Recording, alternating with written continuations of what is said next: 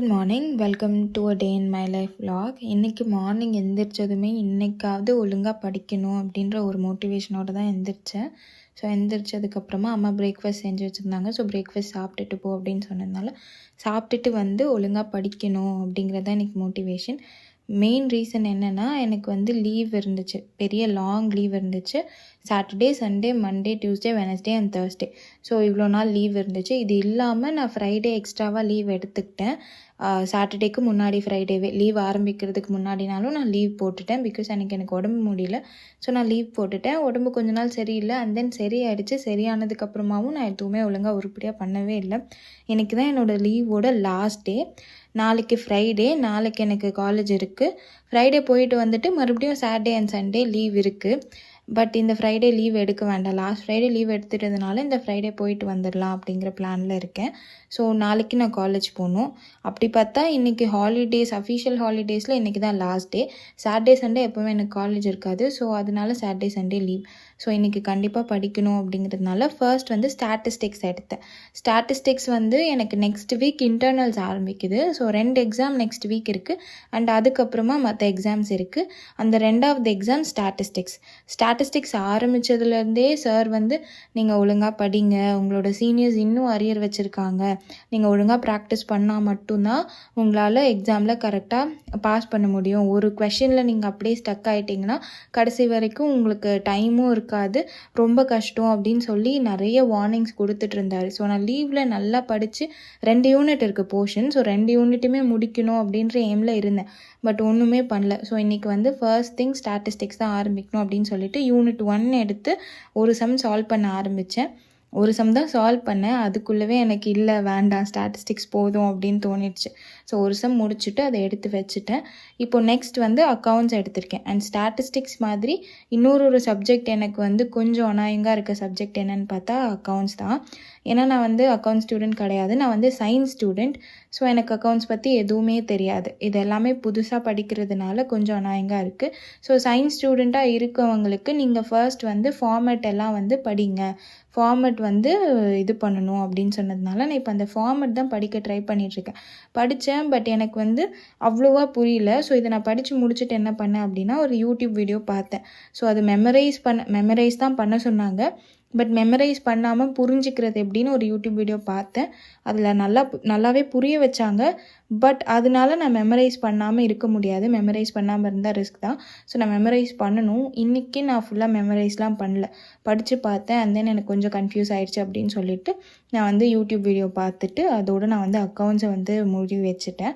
So accounts கொஞ்சம் படிச்சுட்டு and YouTube வீடியோலாம் பார்த்து முடிச்சுட்டு மாடி மேலே கொஞ்சம் நேரம் போயிட்டேன். அம்மா மேலே துணி காய வச்சுட்டு இருந்தாங்க. ஸோ அம்மா பண்ணுறதெல்லாம் பார்த்துட்டு அப்படியே அங்கே இருந்த பூ அதெல்லாம் கொஞ்சம் ஷார்ட்ஸ் மாதிரி எடுத்துகிட்டு கீழே வந்துட்டு கிச்சன் போனால் தேங்காய் உடைச்சி வச்சுருந்தாங்க.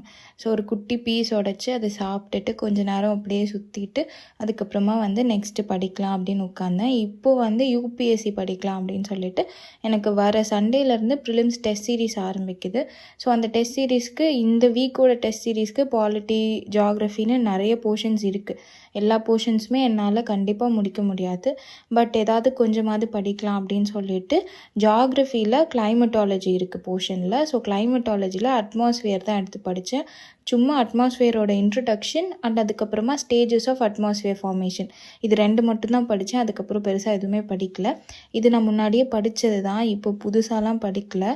ஆனால் எனக்கு இவ்வளோ ஞாபகம் இருக்குன்னு நான் எதிர்பார்க்கல. 90% ஆஃப் த கண்டென்ட் எனக்கு நல்லாவே ஞாபகம் இருந்தது. ஸோ நான் அதை ஈஸியாகவே படித்து முடிச்சுட்டேன். அந்த 10%ம் ஒரு சில ஸ்பெசிஃபிக் பாயிண்ட்ஸ் மட்டும்தான் ஞாபகம் இல்லாமல் இருந்துச்சு. ஸோ அதை ஈஸியாக படித்து முடிச்சுட்டு அண்ட் அதோடு எடுத்து வச்சுட்டேன். அதுக்கப்புறம் அதை நான் கண்டினியூ பண்ணல. அதுக்கப்புறமா பக்கத்தில் கடைக்கு போயிட்டு ஐஸ்கிரீம் சாப்பிட்லாம் அப்படின்னு சொல்லிட்டு ஐஸ்கிரீம் வாங்கிட்டு ஐஸ்கிரீம் சாப்பிட்டுட்டு கொஞ்சம் நேரம் ரெஸ்ட் எடுத்துகிட்டு இருந்தேன். அண்ட் அதுக்கப்புறமா உட்காந்து ரெக்கார்ட் எழுத ஆரம்பிச்சிட்டேன். ரெக்கார்ட் இல்லை, அப்சர்வேஷன் எழுதினேன். ரெக்கார்ட் அண்ட் அப்சர்வேஷன் 2மே எழுதணும். ரெக்கார்ட் நான் ஆல்ரெடி ஃபுல்லாக எழுதி முடிச்சிட்டேன். இண்டெக்ஸ், பேஜ் நம்பர்னு எல்லாமே எல்லாமே எழுதிட்டு மேம் கிட்ட லாஸ்ட் வீக்கே சைன் வாங்க போயிருந்தேன். பட் டைம் ஆகிடுச்சு அன்றைக்கி, அதனால வீட்டுக்கு வந்துட்டேன். நெக்ஸ்ட் வீக் வாங்கிக்கலாம் அப்படின்னு இருந்தேன். இந்த வீக் லீவ் அப்படிங்கிறதுனால நெக்ஸ்ட் வீக் தான் நான் சைன் வாங்க முடியும். ஸோ ரெக்கார்ட் மட்டும் இல்லாமல் அப்சர்வேஷனும் முடிச்சுட்டு ரெண்டுத்தையும் சேர்த்து சைன் வாங்கிடலாம் அப்படின்னு சொல்லிட்டு இன்றைக்கி ஆஃப்டர்நூன்லேருந்து ஈவினிங் வரைக்கும் அப்சர்வேஷன் தான் எழுதிட்டு இருந்தேன்.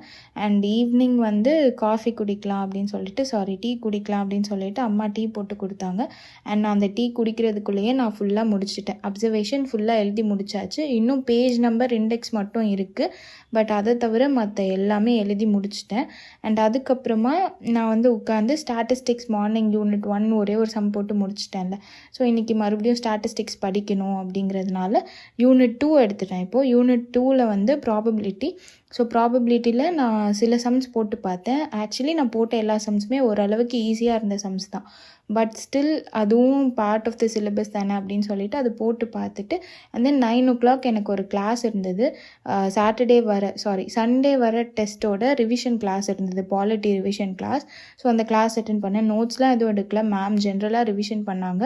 ஸோ அதை சும்மா உட்காந்து கேட்டுட்டு ரிவிஷன் கிளாஸ் முடிச்சாச்சு.